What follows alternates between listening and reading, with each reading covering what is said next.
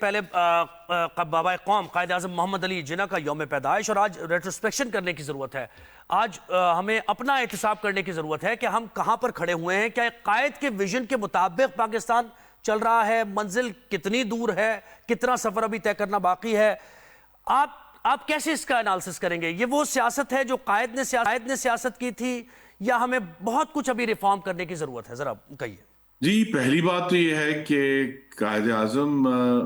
کی اپنی جو پرسنالٹی تھی، ہم نے اس کو سمجھے کہ ایک شیلف پر رکھ دیا ہے۔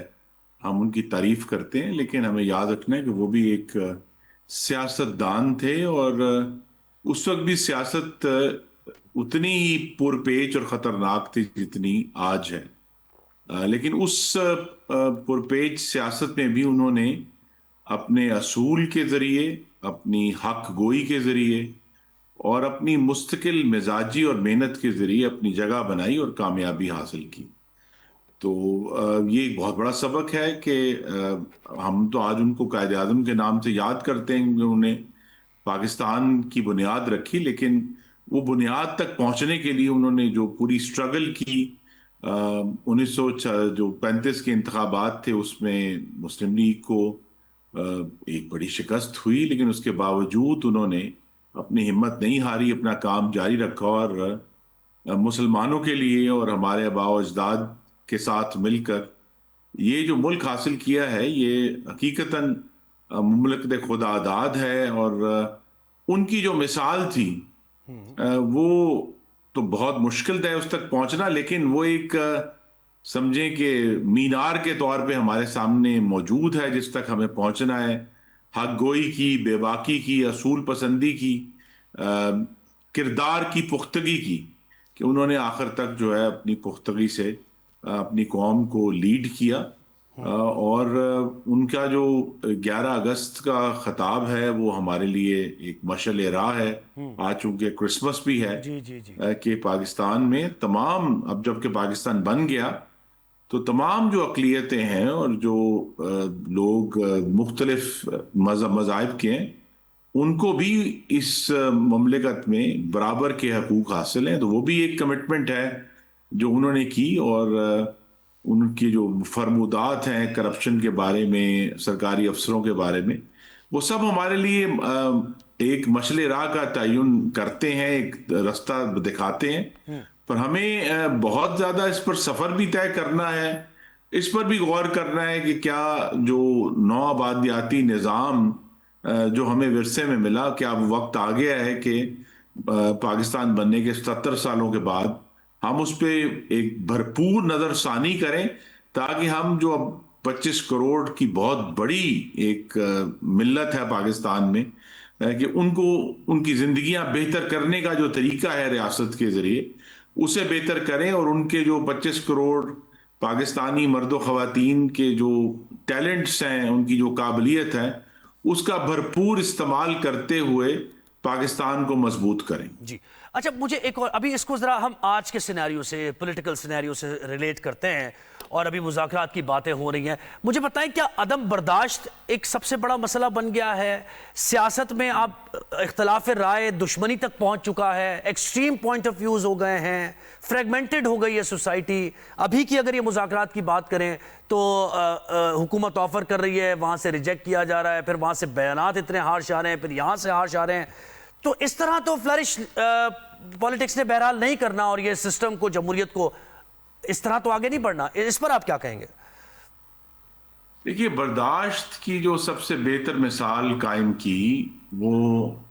2006 میں محمد نواز شریف اور شہید بینظیر بھٹو نے میثاق جمہوریت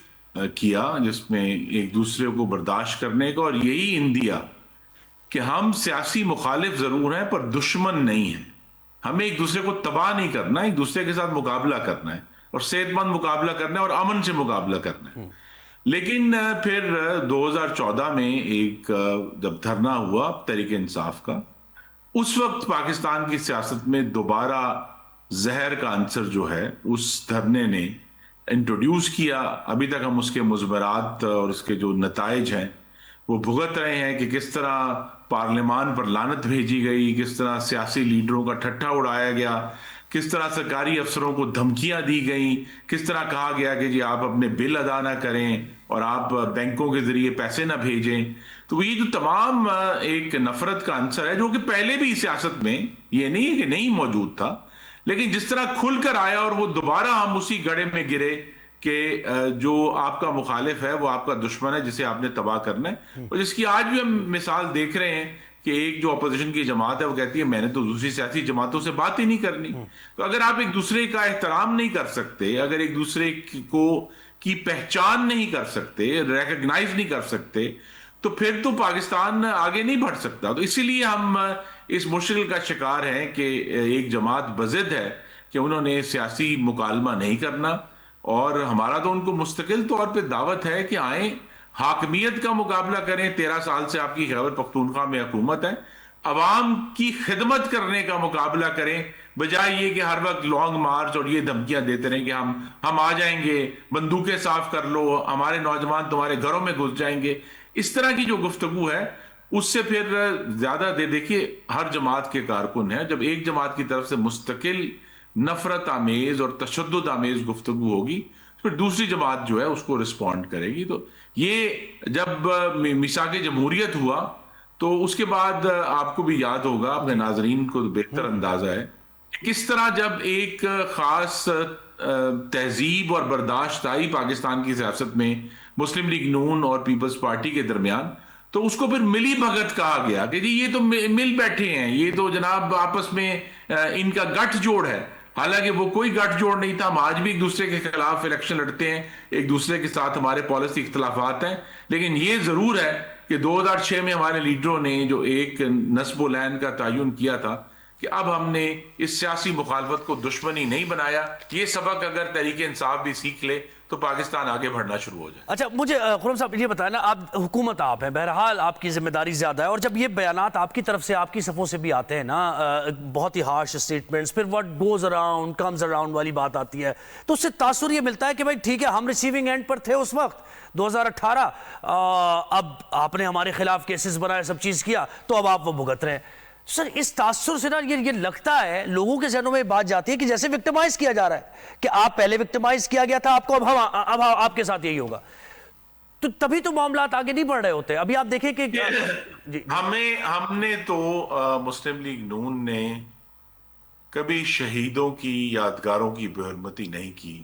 ہمیں وکٹمائز کیا گیا. ہم نے کبھی سرکاری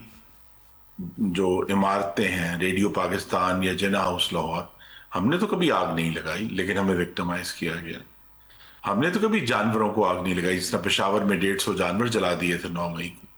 یا ہم نے تو کبھی ہمارے پروٹیسٹ میں تو کبھی کسی رینجر کی یا پولیس مین کی شہادت نہیں ہوئی جس طرح 26 نومبر کو ہوئی تھی. اس کے باوجود ہمیں پروسیکیوٹ کیا گیا.